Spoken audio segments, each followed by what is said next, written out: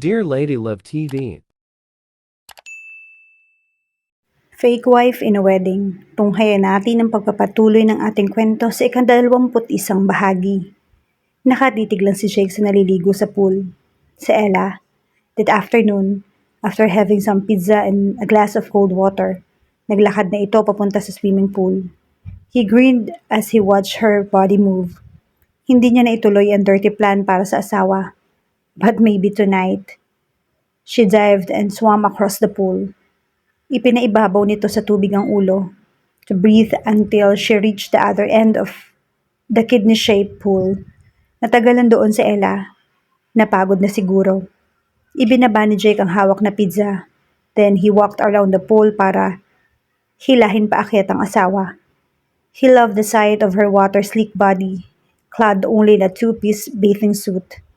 Up close, this close, she was sexily dripping wet.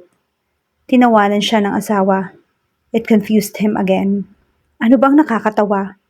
Was there something on his face? Masyado pa siyang obvious? Naaaliw ba ito dahil halatang halata na masyado siyang naseseksihan dito?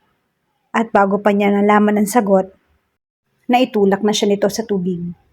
Tumawa pang lalo si Ella hanggang sa napanganga na lamang siya kasi parang nalulunod na si Jake sa pool. Come on, Jake. Kunwari hindi niya nararamdamang nateten siya. Don't tell me hindi ka marunong lumangoy. Parang nalulunod pa rin si Jake. Tatalo na sana siya pero bigla na lang nakabuelo ang lalaki para talunin siya at hilahin sa paa. Napasigaw siya. But he immediately wrapped his arms around her waist. Kaya naka-resurface agad siya mula sa paglubog sa tubig. Napaubo siya at pinalo-palo sa balikat si Jake. Loko ka. Kaya ka pala tumatawa ha. Nakatingin ito sa kanya. Ella stared at his beautiful face. She'd stared at him countless times before. At hindi naman ito ang pinakagwapong lalaki sa mundo. Noon, hindi ito ang tatawagin niyang gwapo. Charismatic and appealing siguro. Kaya lang, iba na ang definition ni Ella ng gwapo. Gwapo is Jay Castello. Hinaplo siya nito sa pisngi. That moment, lumubog sa tubig ang asawa dahil nalimutan nitong patuloy na igalaw ang mga paa to stay afloat dahil sa lalim ng tubig. At kasama lumubog si Ella. Pero mabilis din siyang tinangay ni Jake patungo sa mas mababang parte ng pool. You like the swimming pool? He asked. She just smiled. I love swimming. Nung bata ako, ito yung lagi kong inaabangan pag summer.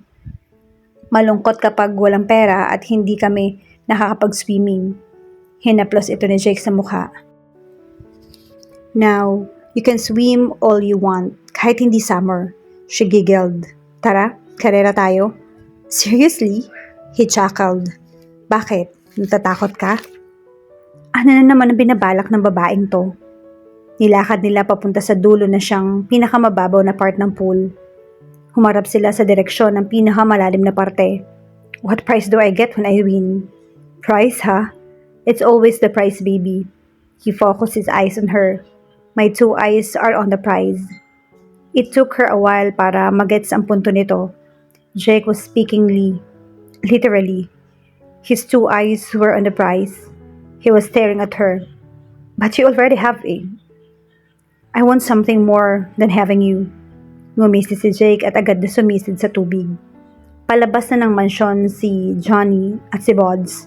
Papunta sa kotse niya sa labas na mapatigil siya sa kalagitnaan ng living room.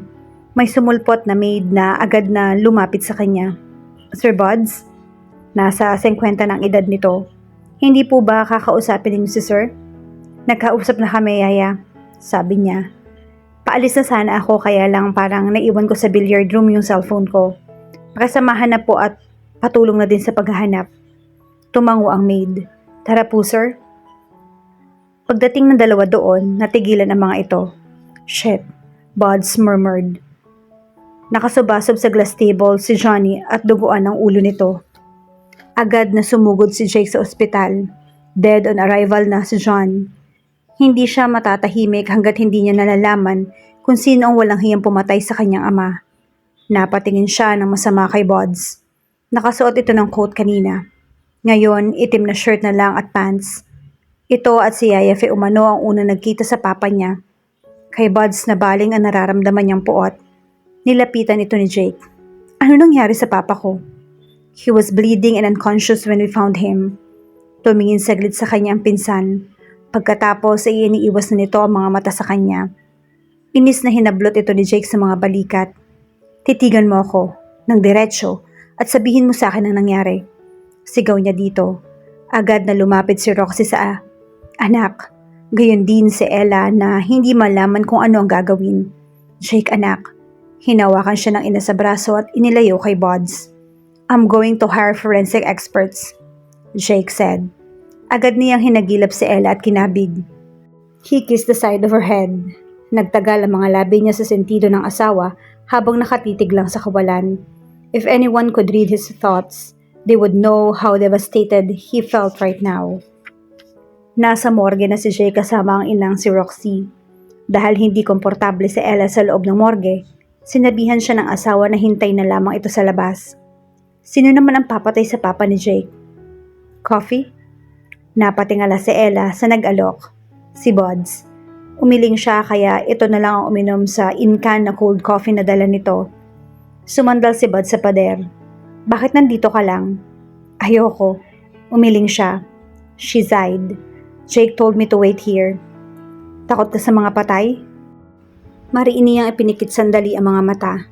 Hindi, but to think na makikita kong patay ang papa ni Jake. Tinitigan ni Bud si Ella. He studied her features. He found her beautiful in her blue blouse and skinny jeans. I am hoping na hindi kayo pareho ng iniisip ni Jake. Iniisip na ano? That I killed Tito. What? Napatanga si Ella. Ni hindi iyon sumagi sa isip niya.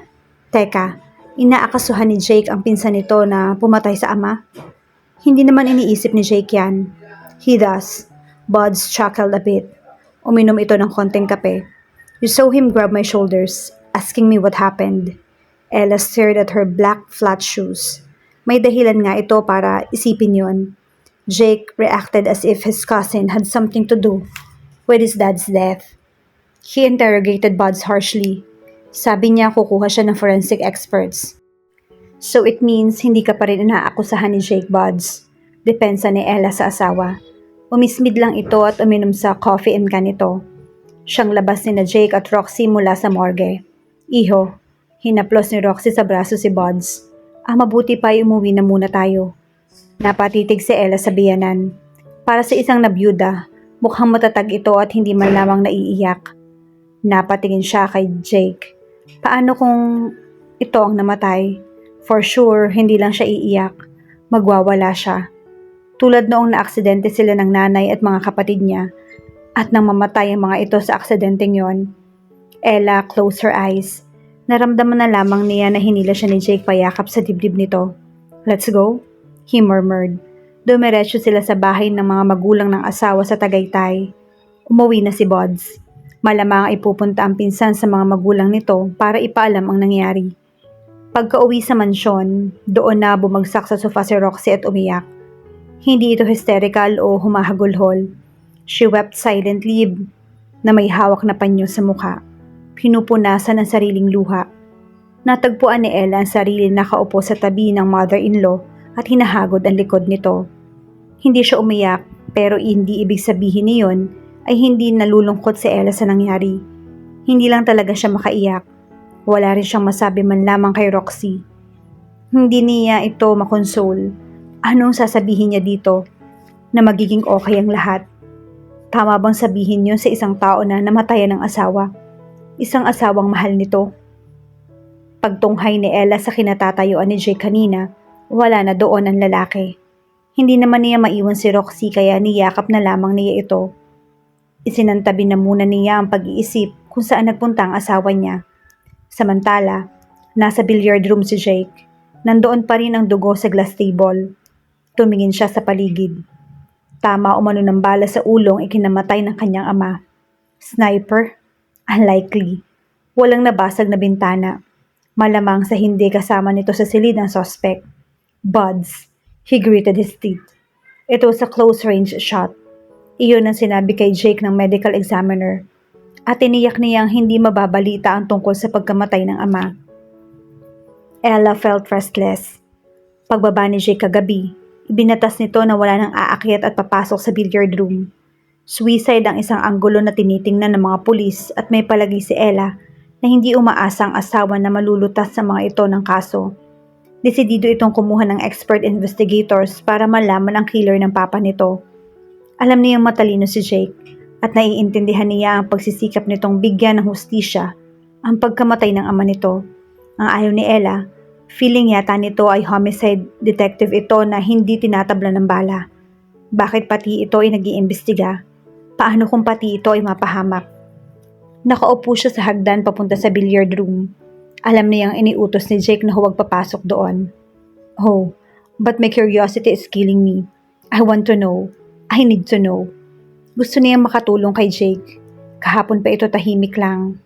Bigla na lamang itong lalapit at yayakapin siya o aakbayan o hahalikan sa noo. Paano ko naman malalaman kung sino ang pumatay sa papa? I barely knew him. That's the sad truth. First and last time na nakita ko siyang buhay ay ang honeymoon namin ni Jake. Tila tumigil ang paghinga niya nang may marinig siyang mayabag. Her eyes widened nang bumungad sa hagdan ng asawa. Nagulat din ito sa kanya. Agad siya nitong nilapitan. Anong ginagawa mo dito? Tumayo si Ella at napabuntong hininga. Jake, gusto ko lang sanang umakyat doon. No, hinawakan nito ang balikat niya. I won't touch anything. Pamimilit niya. He rolled his eyes. Ako lang ang pupunta doon, Ella. Ayoko, gusto ko ako rin. Gusto kong sumama sa'yo. Ano na naman ang problema ng babaeng to, Ella? I don't want to make love to you in there. Nahampas niya ito sa braso. I just want to help Jake. Kaya gusto kong sumama sa'yo doon. You can help me by doing something that's favor for me. Go downstairs and comfort my mom. Napatitig siya kay Jake. Don't get me wrong. Hindi nagpipilit na sumama sa'yo dahil ayokong i-comfort yung mama mo. All I'm saying is nandoon naman si tita. Talagang hindi ko marunong sumunod sa instructions, no? Parang nagagalit na ito. Do you trust me, Jake? Naalala tuloy ni Jake nang tanungin siya ni John kung tatanggapin niya ang responsibilidad ng pamamalakad sa kumpanya. Ella, do you? Shit. Kung sineryoso lang sana niya noon ang tatay niya, siguro hindi siya nakakapagloko palalo sa buhay. Hindi siya nakabuntis na babaeng hindi naman niya mahal. Hindi sana ipinanganak si Mikey. Kung alam lang sana niya noon na pinagkakatiwalaan siya ng kanyang ama, siguro nagbago na ang lahat. At baka hindi pa rin niya napangasawa si Ella. Yes, Ella. Inilapit niya ang mukha sa asawa. I trust you. I've entrusted my heart to a stranger. He leaned down and kissed her lips.